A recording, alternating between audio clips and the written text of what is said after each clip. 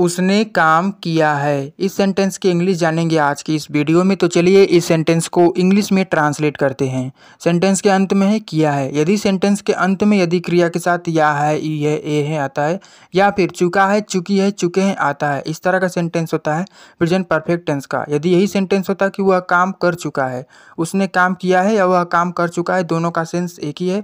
दोनों present perfect tense का sentence है, दोनों की इंग्लिश एक है।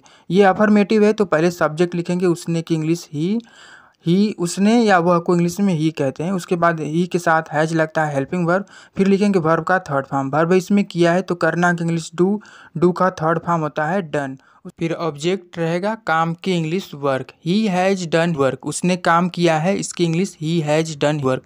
तो दोस्तों यदि यही सेंटेंस में ऑब्जेक्ट होता कि अपना काम किया है, जैसे कि उसने अपना काम किया है, तो यहाँ पे आप लिखते हैं हीज वर्क, यानी कि he has done his work, उसने अपना काम किया है, he has done his work. और यदि ये सेंटेंस होता कि उसने अपना काम पूरा किया है, तो देखिए यहाँ पे अब वर्ब है पूरा किया है, तो पूरा करना के लिए आप वर्ब लिखेंगे कंप्लीट या फिनिश।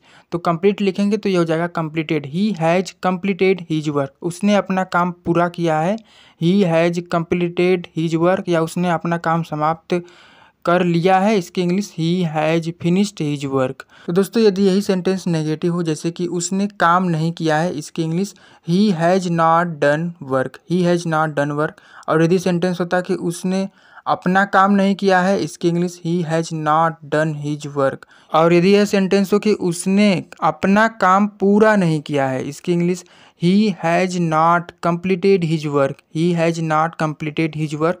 यदि यहाँ पे अपना नहीं होता, मतलब कि उसने काम पूरा नहीं किया है, इसकी English he has not completed work. मतलब अपना नहीं है तो हिज लगाने की ज़रूरत नहीं है। और यदि यह सेंटेंस इंटरोगेटिव हो, जैसे कि क्या उसने काम किया है, तो जब सेंटेंस के स्टार्टिंग में क्या आता है तो क्या की इंग्लिश नहीं लिखते हैं, पहले हेल्पिंग वर्ब, फिर सब्जेक्ट, फिर वर्ब का थर्ड फॉर्म। तो क्या उसने काम किया है, इसकी English has he done work, has he done work. क्या उसने अपना काम किया है, has he done his work. और यदि सेंटेंस हो क्या उसने अपना काम पूरा किया है, इसकी English has he completed his work, has he completed his work. क्या उसने अपना काम पूरा नहीं किया है, तो देखिए ये इंट्रोगेटिव नेगेटिव दोनों है, तो इसकी English has he not completed his work. क्या उसने अपना काम पूरा नहीं किया है, has he not completed his work. तो चलिए इस सेंटेंस को अब हम लोग WH वर्ड इंट्रोगेटिव सेंटेंस में देखते हैं, जैसे कि उसने काम क्यों नहीं किया है। तो देखिए ये WH वर्ड इंट्रोगेटिव सेंटेंस है और नेगेटिव भी है, तो इसकी English why has he not done work. उसने काम क्यों नहीं किया है, why has he not done work.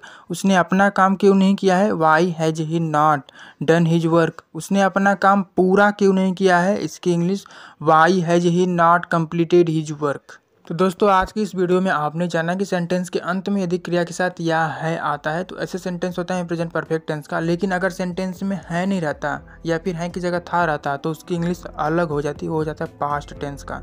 तो ऐसे और भी सेंटेंसेस का इंग्लिश ट्रांसलेशन वीडियो देखने के लिए इस चैनल के प्ले लिस्ट में जाएँ।